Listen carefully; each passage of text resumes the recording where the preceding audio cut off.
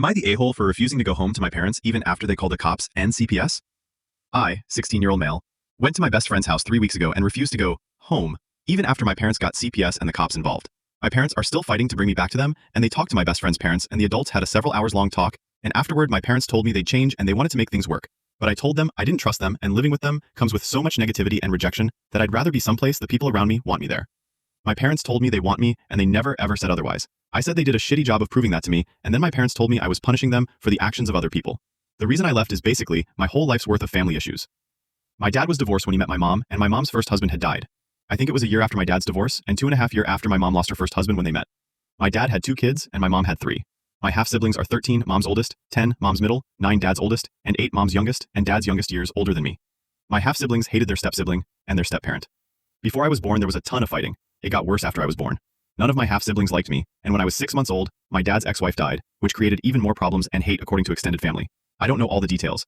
But when I was 3, my parents left me with my mom's oldest babysitting, and she left me in the house alone. My dad came home and found me, and my half-sister was nowhere to be seen. When mom confronted her about it, she told her she'd left maybe 4 or 5 hours before. It was something my extended family on dad's side talked about for years after, and I'd hear it being brought up every few weeks. Apparently, when I was little, a bunch of my toys were broken by my half-siblings. They'd kick or smash them so I couldn't play. I don't remember them doing it, but my dad admitted it happened, and he told me once he was glad it stopped by the time I could remember. I remember a lot of fighting, and I remember my half-siblings being really mad at me when I had no idea why.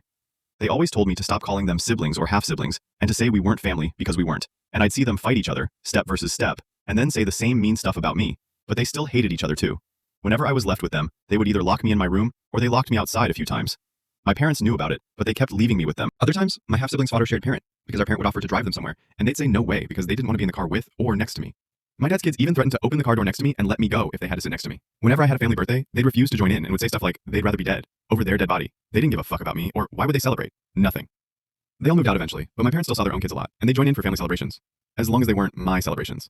They'd always make a point of not being close to me. They refused sibling photos with me and their steps. At Christmas, they would come and bring gifts for cousins and leave me out. My extended family never cared more than my parents did. All my extended family were good for was telling me more about the stuff that happened before I was born or could remember. When my mom's oldest got married, she told my mom I wasn't invited. Neither were the steps, and dad wasn't welcome either. But she guessed she couldn't stop her from bringing him as a +1. My mom and dad forced me to go anyway, and mom's oldest made a point to let it be known I wasn't wanted there. They tried to bring me to a baby shower for her too, and her husband would not let me in. Dad's oldest got married, and they forced me to go to that uninvited again. This time, it was a smaller thing, so they refused to let me in, and my parents tried to fight it and basically made me watch as I was rejected over and over again the whole day. My parents still let my half-siblings into their house, where they were nothing but mean to me. My half-siblings who are married have spouses who ignore me. My mom's middle kid is getting married, and again, I'm not invited, and my parents are planning to pull the same stuff again.